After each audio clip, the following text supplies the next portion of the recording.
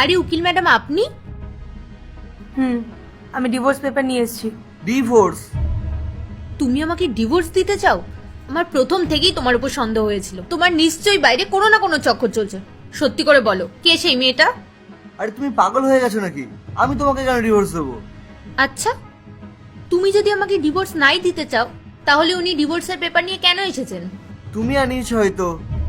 দেখুন, আপনাদের মধ্যে কেউই এই ডিভোর্স পেপার আনাননি। এই ডিভোর্স পেপার আমি ওর কথায় এনেছি। রিক? রিক? রিক, এসব কি হচ্ছে? আপনার ছেলেকে এত বকার কোনো প্রয়োজন নেই। আপনারা ওকে দেখে নিশ্চয়ই খুব অবাক হচ্ছেন, তাই না? আমি বলছি, ও কিছুক্ষণ আগে আমার অফিসে এসেছিল, আর এসে কি বলেছিল জানেন?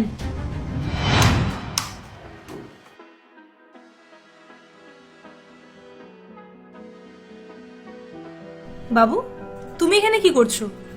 তোমার বাবা মা এসছে? না আন্টি, আমার মা বাবা কেউ আসেনি। আমি আপনার কাছে হেল্প চাই। বলো কি হেল্প? আন্টি, আমি মা বাবার ডিভোর্স চাই। বাবু, তুমি এটা কি বলছো? তোমার বাবা মায়ের মধ্যে কি কোনো ঝামেলা হয়েছে? মা বাবার মধ্যে কোনো ঝামেলা হয়নি, আমি মা বাবার থেকে ডিভোর্স চাই। তুমি ডিভোর্স চাও? কিন্তু কেন, কি হয়েছে বলো আমাকে।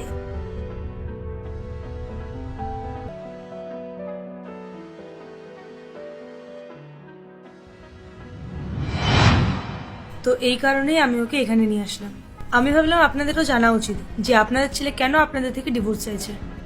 বাবু, বলো তুমি তোমার বাবা মাকে যে তুমি কেন ওনাদের থেকে ডিভোর্স চাও। ভয় পেও না, বলো।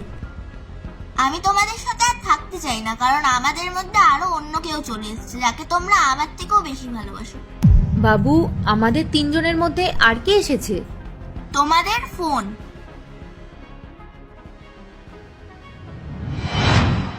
আরে আমি তো তোকে কতবার বলছি, যা গিয়ে দেখা কর একদিন। মা চলো না পার্কে যাই। না বাবু, তুমি যাও, গিয়ে বন্ধুদের সাথে খেলো। মা চলো না, যাই না। তুমি দেখতে পাচ্ছ না আমি ফোনে কথা বলছি? যাও গিয়ে খেলো।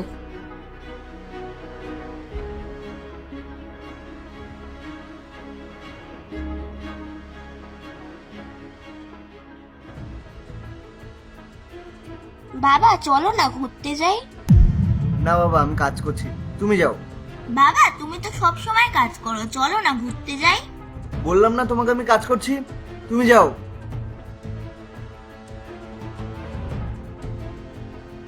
মা দেখো, আমি ড্রয়িং বানিয়েছি।